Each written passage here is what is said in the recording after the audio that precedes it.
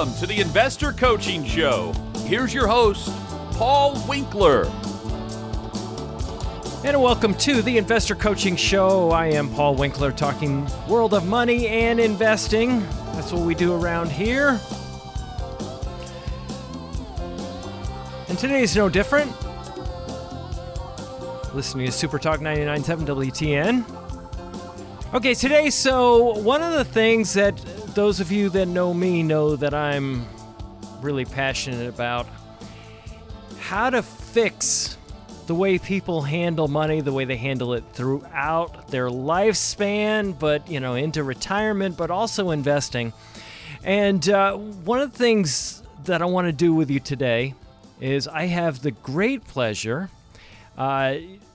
those of you know, I went to school, took a graduate level set of classes in marriage and family therapy, Trevecca, adding to my financial planning degrees, and got to meet some really great people at Trevecca. And one of them is with me today, Dr. John Kennedy. Hey, Paul. So good to see you, and thanks for coming in here. So tell everybody about your background, because you've got a finance background with accounting. I mean, of all things. How did you end up from accounting, being a CPA, to end up getting into the psychology department? And more specifically, one of the things that I think that are really great is your focus on research and understanding of research strategies. And we may get into a little bit of that, because some of the research in so many areas of lives that we try to make decisions, the research should drive everything, but people misread the research so often. Absolutely. Well, I'm a little bit of an enigma to be sitting here talking about investing and CPA topics and psychology. I started out as a career choice, wanted to be a preacher, and did not have the gift of public speaking. It was pretty bad, actually. But Really? I had a little bit of a Jonah moment where I got angry, and time to go to college. I said, "Fine." Jumped in the boat and I'm went the other direction. It was horrible. It was, in high school you take a differential aptitude test. So think about me being 17 years old. No, I don't know anything about assessment at this point. I think this test is supposed to tell me what I'm supposed to be when I grow up. Right. It's an interest inventory. Okay. Right. So imagine the vertical axis is art, and the horizontal axis is science. It's one of those two. And all my interests are down in the bottom lower quadrant, sort of mental health counselor, preacher, social worker, journalist, English teacher. I picked the furthest thing away, the highest on the science and art that was by itself. It was accounting. And I literally circled it like a first grader, and I said, okay, fine, that's what I'll go do. And I went to MTSU in 1980, and said, I want to be an accountant, whatever that is. And that's how I started my journey as an accountant. And just an act of rebellion. It was an act of rebellion. It was a full-fledged Jonah moment. I'm getting on the boat. I am out of here. And so it's interesting. In fact, can I give a little shout-out? I'm actually looking for somebody, if you can find him. His name is William Utley.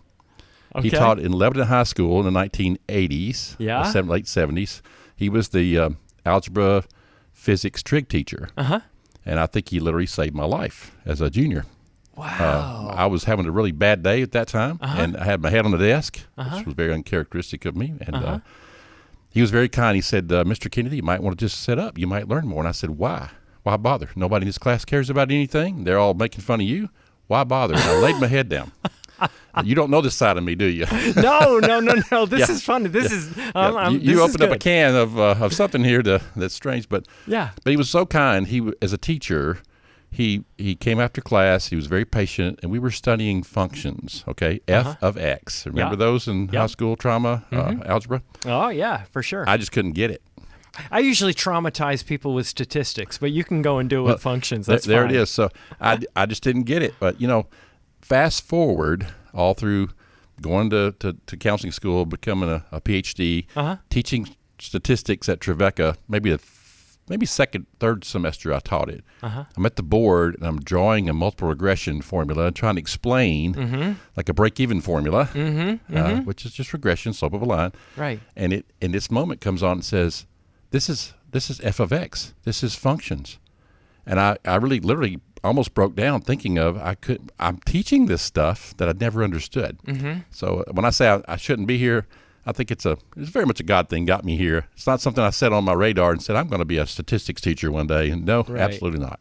Well, and that's the thing about, when I talk about investing, statistics comes in all the time. Standard deviation to measure risk, and covariance and correlations to measure how do you put a portfolio together, and those types of things. And most people don't understand it at all.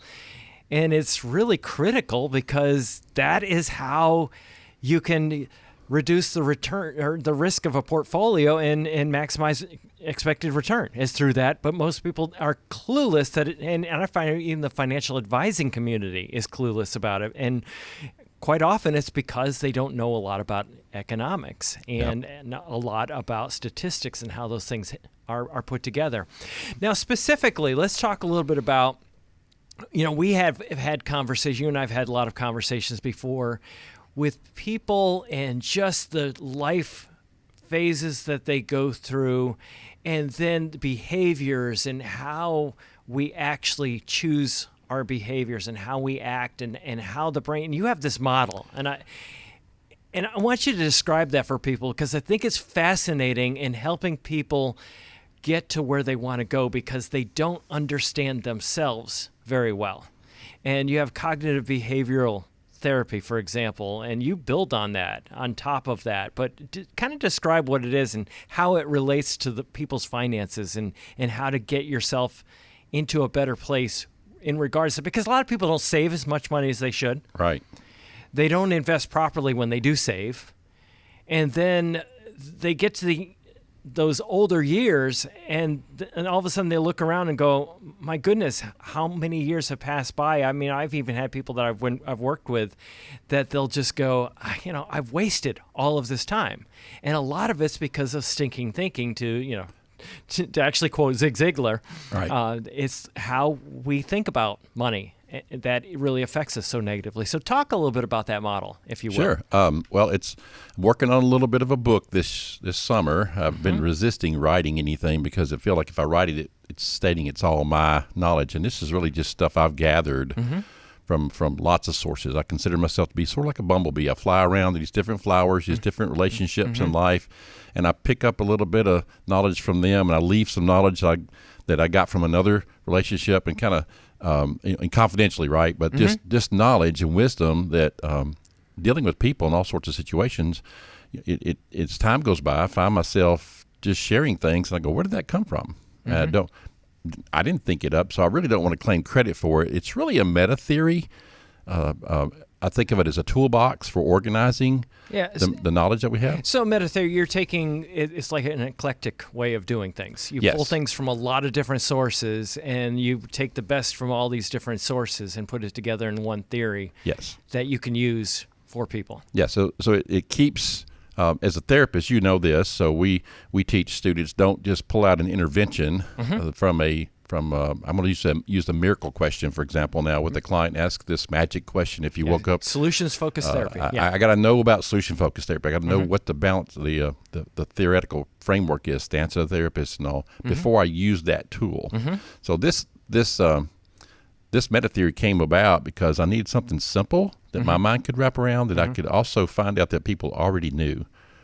So I think perspective is everything. Yeah, critical. As a teacher, I don't really give people knowledge. I try to give them perspective, which is just another way of seeing things. I kind of move them seating-wise around the truth that's in the middle.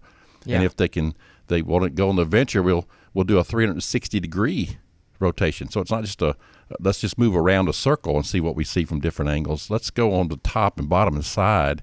So it's an infinite number of perspectives of looking at a phenomena, for example, such as attitude towards money. All right. So I'd love to be able to draw it out, but let me see if I can do this verbally. You take a pen and pencil and see if you can recreate this. Give me a word picture, and I think we'll be good. So you've probably played kickball in your life, or you've seen baseball or softball. You know how the bases are laid out. You got the diamond. A diamond. Okay, so if you drew a diamond and you drew the base lines, which would form the diamond, the edges, but you also draw a line from home plate to second base and from third base to first base. Okay, so if we you- got this. I'm going to draw this out Yeah, in front of me. so So good I've off. got a baseball diamond, and I've got 4 corners. Right. And normally I'm going to run to the right. Doesn't matter which way you go. Run to the right. I'm going to go to first base, but you're talking about you taking the line and drawing it straight to second base. Yeah, draw them all. Draw all the lines. So draw all the yes. lines, connect everything together, That's right. including first or home plate to second base. And you need okay. first and third connected. And then we need first and third So connected you've got as well. you got a little diamond with Okay. a cross in the middle. Yep. So if you orient it, it doesn't really matter where you look. But I'm looking at you. So on your left, Mm-hmm. that spot over there will be home plate. We're going to put a P. We're going to put a home plate Letter. on Just put a third letter base? P. Just put a letter P on that. Okay, we're going to put, that's going to Okay. be P. All right. Now, as you go down the bottom of your drawing, you're going to put the letter F.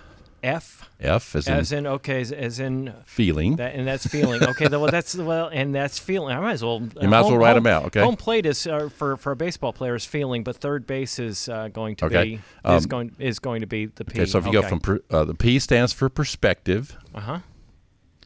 And so then as you go the other way from perspective, you'll at the top of your diagram, you'd have thinking, T for thinking. Okay. All right. And finally, the final circle would have a B for behavior. Behavior. Okay.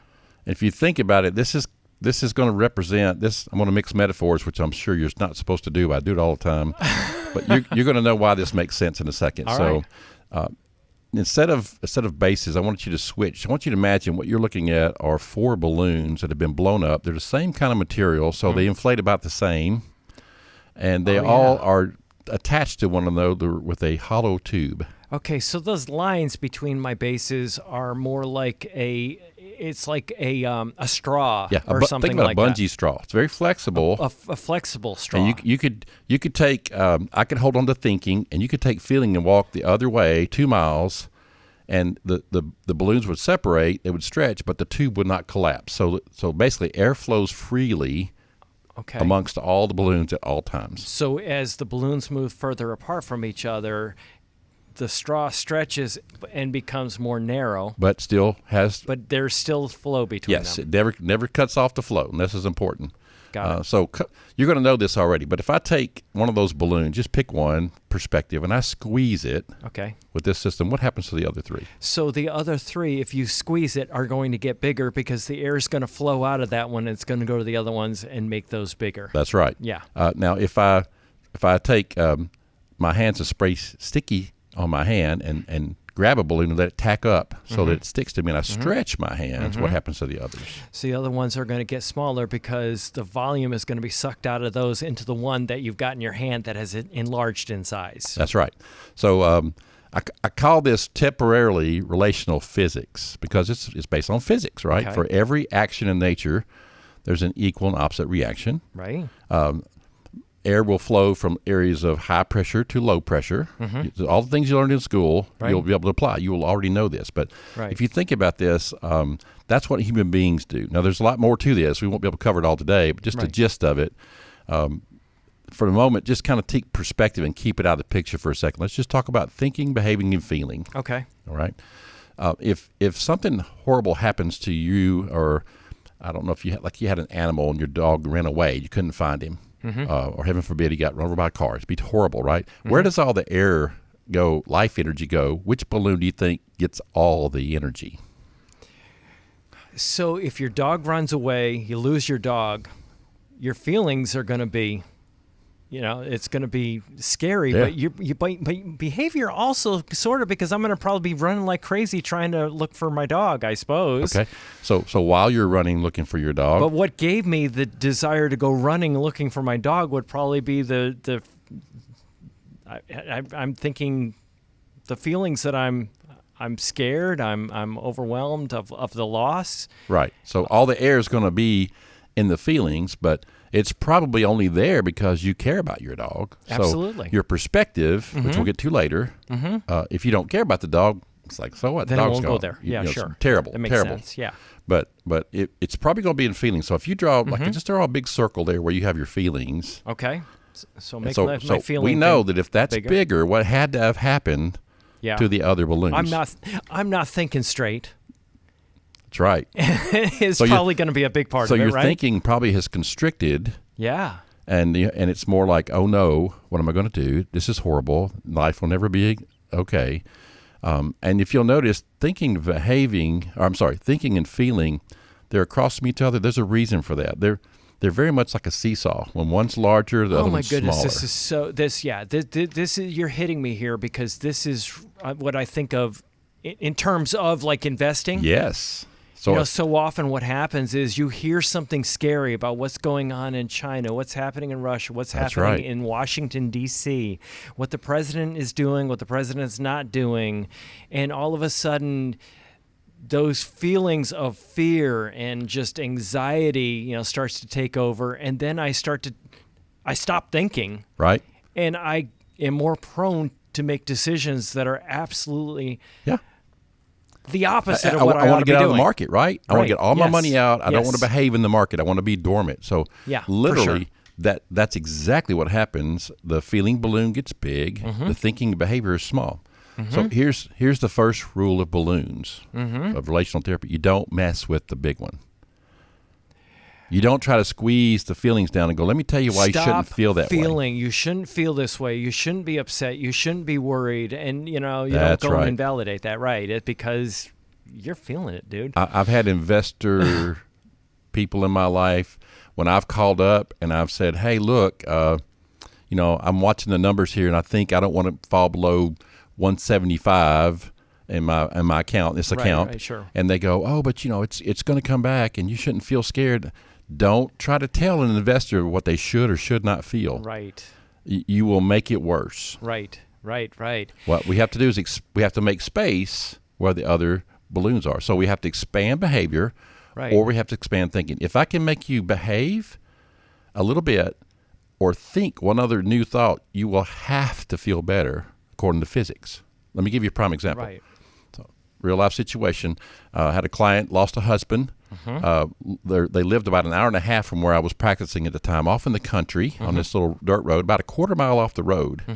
And client calls me up and says, hey, doc, I lost my spouse and I can't go to work. I can't get out of the house. I can't do anything. I can't go grocery shopping, nothing. Can you help me? I said, well, be glad to give it a try. When can you come see me? So I'll be there Wednesday. Now, do you hear that? I can't get out of the house. I can't do anything, but all of a sudden they can drive an hour and a half to see me. That's right. So notice the thinking's so small that they can't even recognize it because the emotions are big. Right. Lose your husband, that's yes. Yeah. Client shows up. I'm talking through this and I go, well, I've got some homework for you, but I don't know if I want to give it to you or not. And I sat there. I said, well, maybe I could. I don't know. Maybe. I don't know. That might be bad. After about a minute, she just goes, well, if you don't tell me, I can't do it.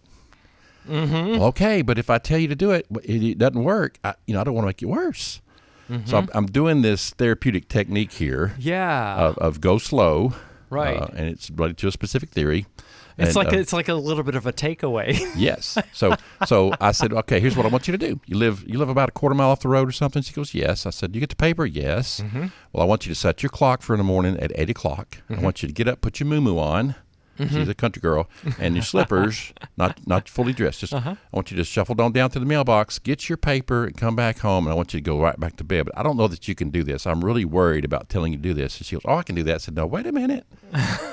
And I really pushed back. So it reminds me of the pendulum. When somebody's all the way this way, you go, let's say, the pendulum is going all the way to 9 o'clock. You go all the way to 3 o'clock on the other side. Meet you in the middle, right? And they'll meet you in the middle. Yeah, that's funny. So she goes back next week. So true. And what do you think happened?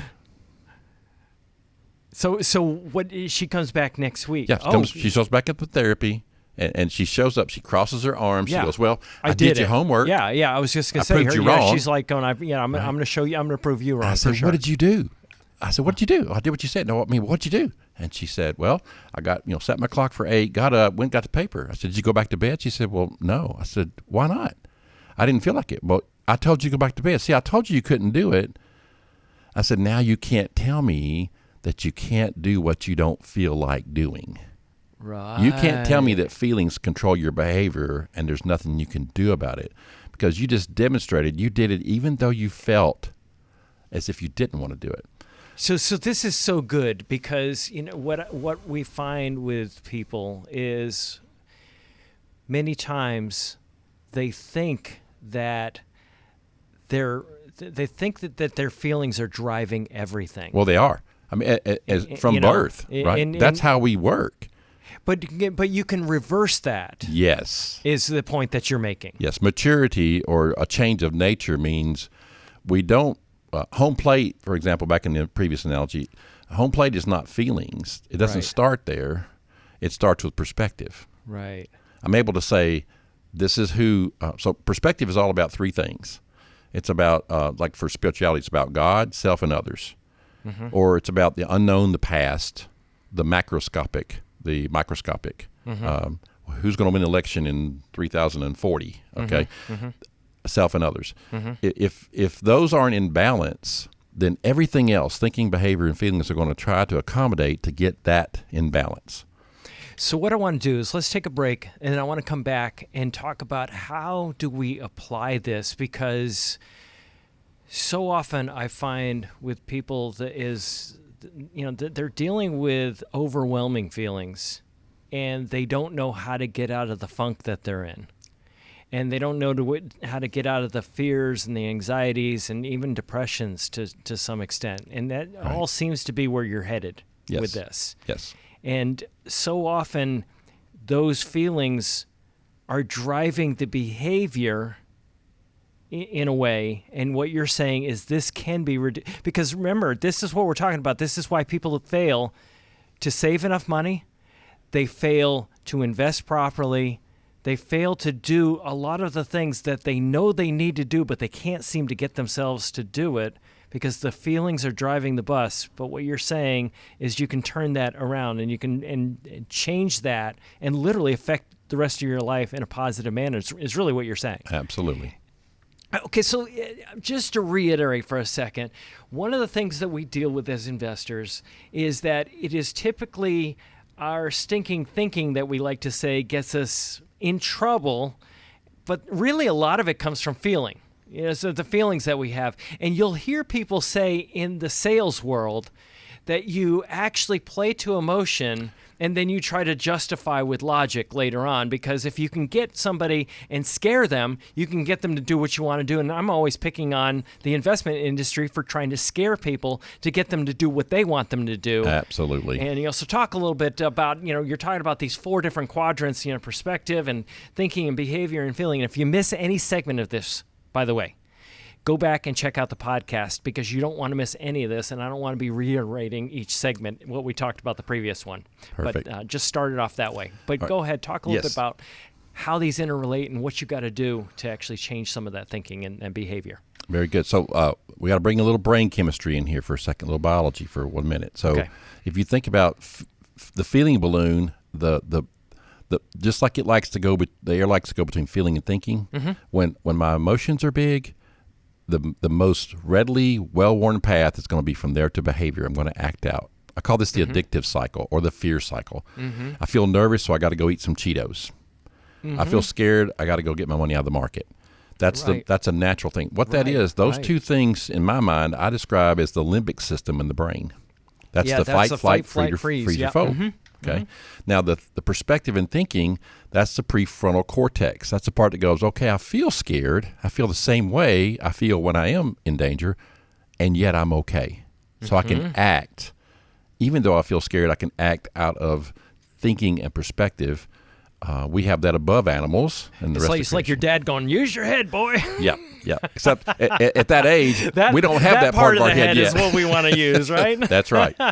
So the goal would be in investing as investors, we need to be able to recognize what am I feeling and what am I doing when I'm feeling that? What's my tendency? I feel anxious when I watch the news, and so I want to go call my stockbroker and say, get me out of the market. So what do? I quit watching the news. Right. I stop listening to the day by day. Oh, so many people are so miserable, and I would just tell them, would you just get outside, walk outside, take your shoes off, and get the grass between your toes? Yes, get grounded. Get back to get your body calmed down. Uh-huh. And we need that. We need those mirror neurons. We need somebody to talk us off the ledge, so to speak, that we are okay. Right. Your 401k is not, you're not taking it out today. You've got 25 years to do this. Yeah, I lost $5,000. Did you sell? No. well, you didn't lose. That's okay. Right. That's yeah. exactly right. Yeah. So from an investor, an investment advisor's perspective, we don't want to scare people. We don't want to get them to behave out of feelings. We want to calm the system. So back to my example of my little lady client, if you notice that her thinking was, I can't do anything, her behaving was, I can't get out of the house. Those were the small balloons. Right. When I had her walk to the mailbox, that's a behavior. Yeah. And I expanded her thinking by saying, now you can't say you can't get out of the house because you did. So guess what research shows is the most effective therapy for depression? Cognitive behavior therapy. CBT. The small balloons. Well, I was thinking, as you were saying that, I was thinking about the times when I've told people, hey, start smiling at people. Just start, even though if you don't feel like it, start smiling at people, and you're going to find that somehow, all of a sudden, your thinking starts to change. Your body, your mirror neurons, which are wired there forever from birth to death, they connect. You get a little oxytocin, the connection chemical, and you feel much safer. I mean, when babies are crying, we don't talk to them and say, it's illogical what you're doing here. Oh, you got to pick them up. You pick them up. You hold them. You right. goo goo gaga with their face. That's how you connect with them. And research, people are babies up until they die, as far as that brain chemistry need for connection. Oh, and you look at, anytime I try to, there's a good book called Change or Die, and it talks a lot about that. First step is getting people together, getting them in groups, and what they found was that when they started putting them in groups, they started talking to each other, and they found out that they weren't alone, and they actually were having the same feelings in common with other people, and that gave them a sense of belonging, and so, yeah, that's so true. Yep. So in the ultimate question here we're trying to get to, at least scratch the surface on, is how do I, as an investor, be able to do the right thing? So if you look at that drawing, the do side of the drawing is the behavior side. Right. The being side is on the perspective side. Mm-hmm. So if I'm trying to get the behavior balloon, so to speak, to be a certain size, I have to manage the three other balloons that are in the model. Right. There's some other things. Yep. Now, there's some outside sources, and we just mentioned it's worth mentioning. So if the room got super cold with those balloons, what would happen to all those balloons? Well, they shrink. They would shrink, Yeah. right? If the room got super hot, they would all expand, right? And then we have this whole deal where I've got a set, and you've got a set, and maybe when you click your pen for 2 hours in my office across the hall, I start feeling angry. So your behavior is linking to my feeling, and then I'm going to react out of my feeling, and I'm going to scream, Paul, stop clicking your pen, and that makes you upset. So now we take these atoms of how these four balloons interact, and now we create molecules. We put things together in relationships, like investor-investee relationship, right, or advisor-investor relationship. So when you're talking about these changing the relative sizes, and you're trying to affect the feelings, and you're trying to shrink that to some extent, but you're not doing it by going, you shouldn't feel that way. That's right. You don't squeeze the big balloon. Don't try to minimize you don't try to make that smaller, as we talked about earlier, but you're trying to, and I'm thinking about perspective, and I may be ahead of you, but when I'm thinking about perspective, one of the things that I do quite often with people, and I'm also playing around with thinking too, and somehow they're very related. much related.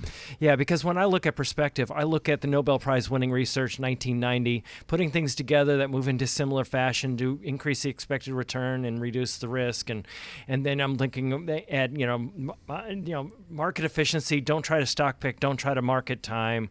And if you can get rid of that, if I can educate you about those things, you're less likely to do them, and you'll start doing the right behavior, and then the education is what starts to get you to feel more relaxed. That's kind of my little punchline, is relax about money. But the struggle is, though, it doesn't work that way. There's this great book by a scholar named Rogers. It's called Diffusion of Innovation. I stumbled across this in my dissertation research. Okay.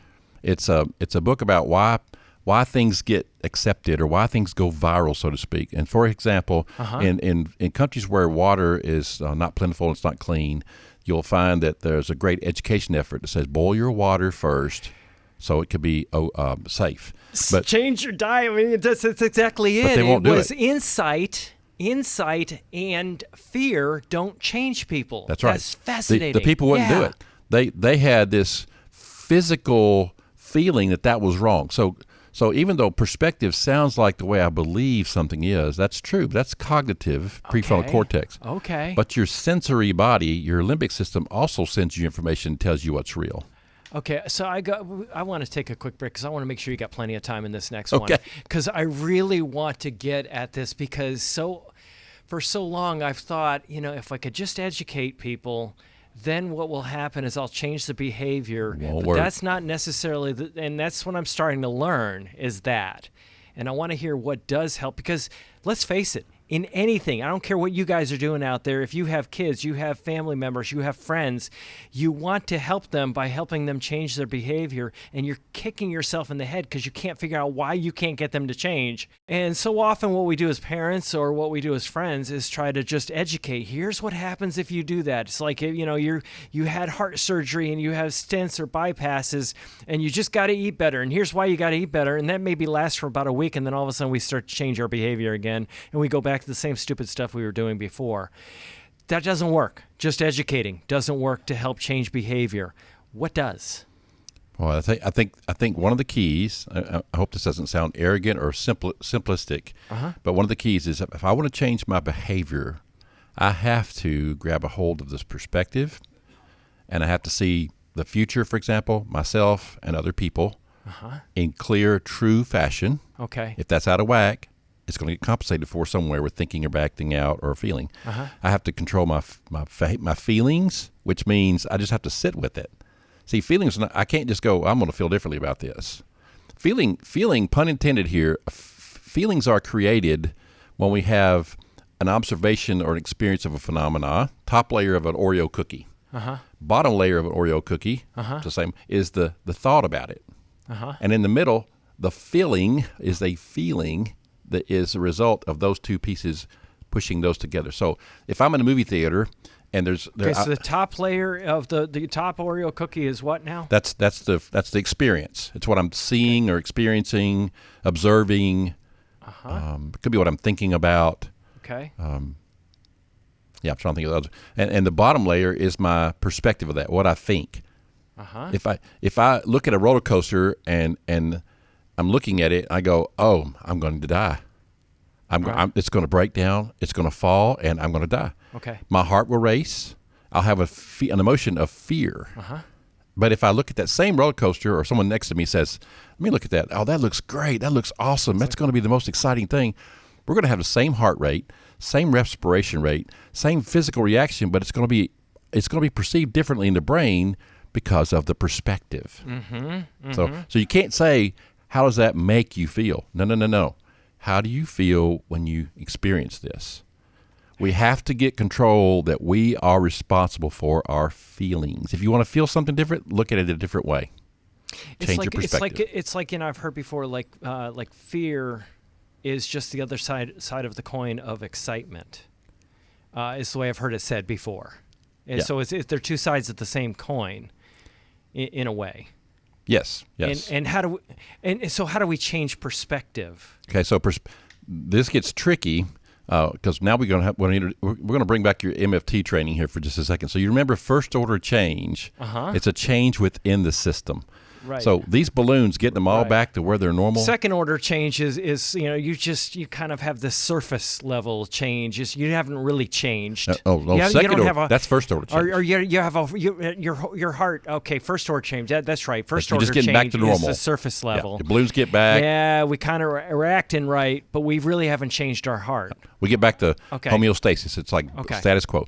Second order change, you can't make that happen, but you can create an environment where you invite it to happen. But second order change is a change of the system.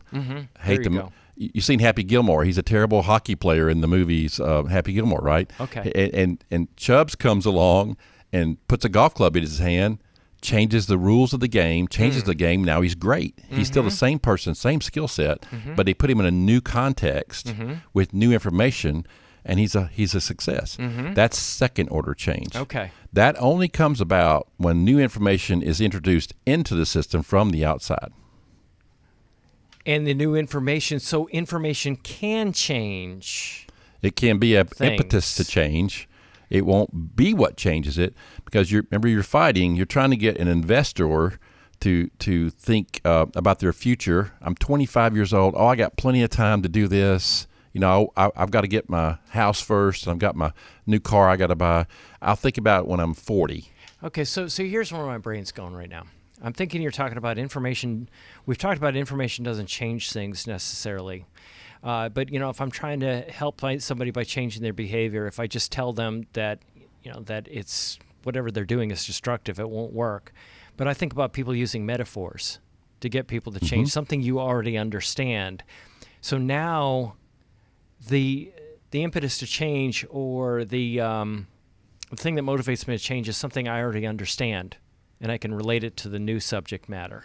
Yeah, it's a new way of seeing things. It's a change of the gamer system. So let me give you an example. Okay. As a CPA, people think that we are experts at everything. I'm sure some CPAs are. I was not. Sure. I had a gentleman, maybe in his 55, comes to me, referred, and he wants some retirement advice. He's got $1 million. To make up some numbers here. $1 million. Where do I put this in? Because I want to retire. And so I already know I need to give you a business card for a friend of mine, because I'm the worst person. Yeah, because I don't ask Just me, because don't ask you me. think I know everything. If I say buy this, buy the opposite. It's not my wheelhouse. Yeah. So he explains what he wants, what he has. He's got a house he's building, got a little bit mortgage on it. But I said, here, let me give you somebody else. He goes, well, what would you do with it? And I remember, this is why I became a counselor. One of the reasons, before 9/11 happened, okay? Right. I was sitting there, and I was just tired enough to give him the truth. And I said, he goes, what would you do with it? I said, okay. There's a church in the town I live in that is next to a housing project. They own a bunch of land there. And I said, I would take that $1 million, and I would go and purchase that. Well, I'd partner with this church, and I would build this civic center for the kids in this project. And I'd have hot meals and tutoring and all this stuff. And he just looked at me and goes, well, that's why I didn't come to you. He goes, I said, yeah, that's why I don't have any money. And I just kind of blew it off, right? Well, maybe 5 years later, I'm out. What you should do and what I would do would be two different things. Totally different, right? So you're looking at two different perspectives of money. I don't have $1 million, so I don't have to worry about it, maybe. Well, I ended up going out to do a little network job, install job. I did technology consulting, and this person is there at this job site. I'm like, oh, it's good to see you. And I don't remember any of this conversation, of course, but we're walking through a little muddy way up to the building, and he said, I've thought about you 1,000,000 times. Really? He goes, yeah, you told me that advice. And so I didn't give you any advice. I didn't, right? I didn't give advice. That's right, you didn't. But 9/11 happened, and his portfolio was such that when those planes hit those buildings, he lost about 3/4 of it. Oh. Just like that. Yeah. And I could tell you what he was in based So on that. you probably could. So he had to go get a job, had to get a mortgage on the house. He said, I wish, because one of the questions I asked him, what would you do with it if you knew you were going to lose it in 6 months? There was nothing you could do. He goes, well, I'm not going to lose it. But see, money never stays with you. You always have the risk of losing. You will lose it. You'll lose it when you die. It will go through your hands. It's just, do you want to decide, I want to tell it how to do that so it's the best benefit for others? And or do I just want to try to hang on to it? But you can't hang on to it. Let's just get into like 3 things that would help people create change, because we're all always trying to help each other, whether it be our kids or family or whoever. But what are 3 things that you would say? All right, three quick, easy things to think of, maybe hard to put in practice, right? I want to control my behavior when it comes to investing or spending or handling money. I want to take care of feelings, thinking, and perspective. So first thing I want to manage is feelings. I want to go, okay, when I feel scared because of news I hear, I want to reassure myself. I want to seek reassurance from my feelings from a trusted person.